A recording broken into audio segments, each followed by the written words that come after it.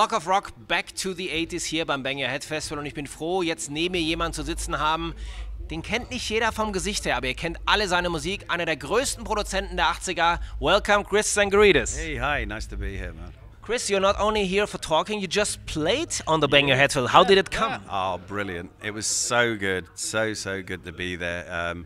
I came to this festival maybe 10 years ago as a guest, just to see and enjoy the music. And I said even back then, one day I'm going to play on this stage. I don't know why. And this opportunity has come back. Long story, but basically I've managed to be in the new resurrected version of More. Now, due to illnesses in the band with previous members, so they can't do it, so I've stepped in, and it's kind of grown. And then, so now I find myself turning up at various festivals here and there, playing, and it's great. It's so good because it's on many levels. I get to meet the people that like the music, and also the people that like the production work I've done in the past.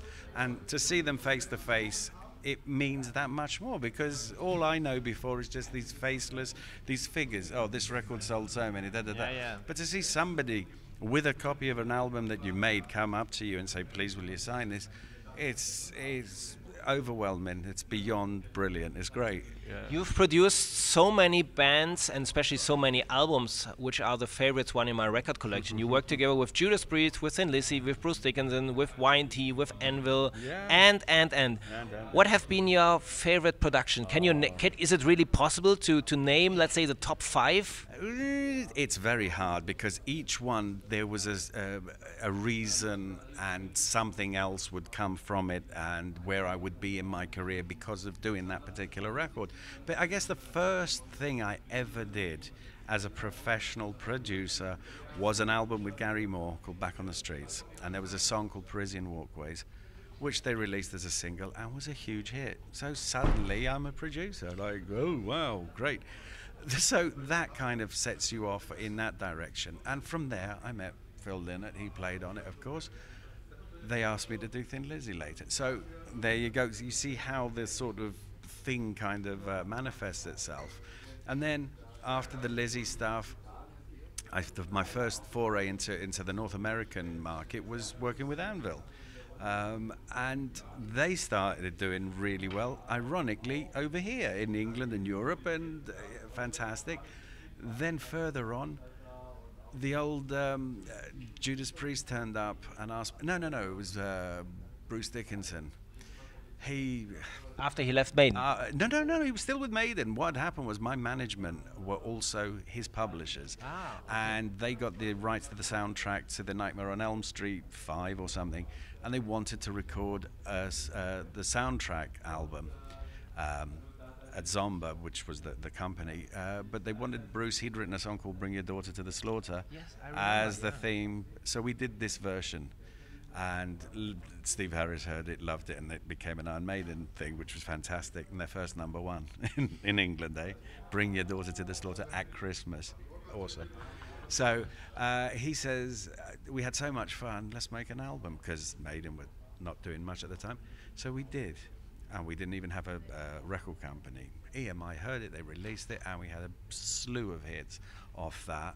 And then I went on and started working with Judas Priest, because they knew me from Sad Wings of Destiny all those years ago. I'd grown up a bit by then. I'm now a producer, and we did Painkiller. And they said to me, here's the demo of this song, we're calling it Painkiller. I went, okay, all right, and they played it, and it was a drum machine and some guitars, really basic, but it was intense and really fast.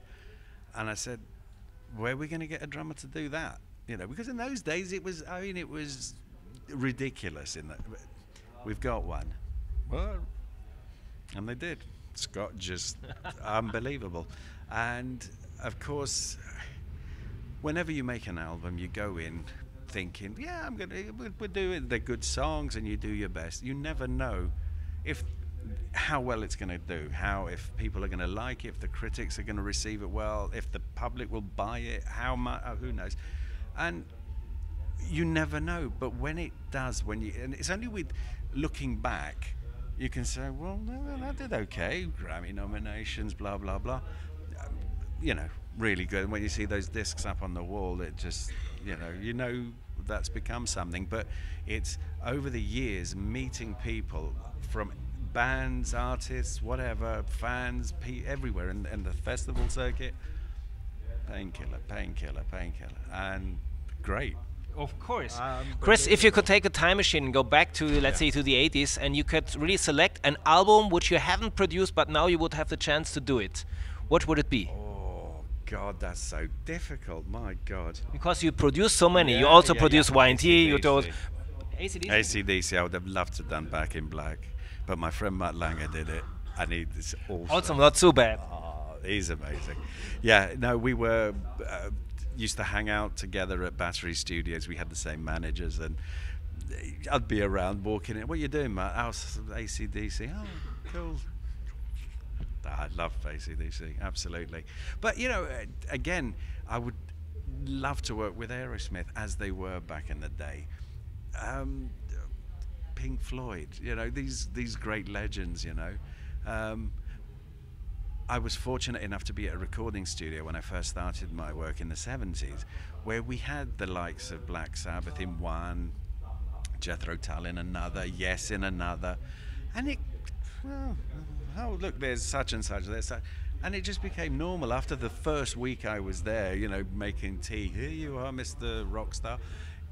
It just became people like we all are, no one's any different from anybody else, but they happen to have this way of making music that just Nowadays you work together with younger bands. Yeah, I do. I'm really, really lucky. I've had a career that's gone not only metal or rock, but in other styles of music.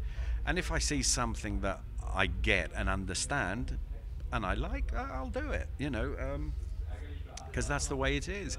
But there are some great talent coming, and it stuns me as to how good they are, because I remember the big bands that we admire now when they were starting out. Yeah, oh my God, they were like, but the standard is so great, but levels are always going up and up, the virtuosity, the great, and especially when you're playing a thrash or an extreme power metal, whatever, you have to be a great musician to play it, and I think a lot of people that aren't into the music don't understand and don't realize the dedication that's involved by everybody to do that, and I know because I'm getting up in front saying, well, look, I'm playing, and Jesus, but I'm at a great place in my life now. I can pick, choose, relax, not, it's fantastic. I'm awesome. I will keep an eye on it. So thank you very much. It was always great pleasure meeting you. We met in a couple of years ago. Right. I think it was with when you were here with Y&T. That's right. Yeah. Absolutely. And you'll meet me again next year when Y&T play, because I'm coming to see the boys. I'm looking forward. Das war Chris Tsangarides, einer der besten Produzenten aus den 80ern, aber auch heute noch sehr aktiv hier beim Block of Rock. Back to the 80s. Oh yeah.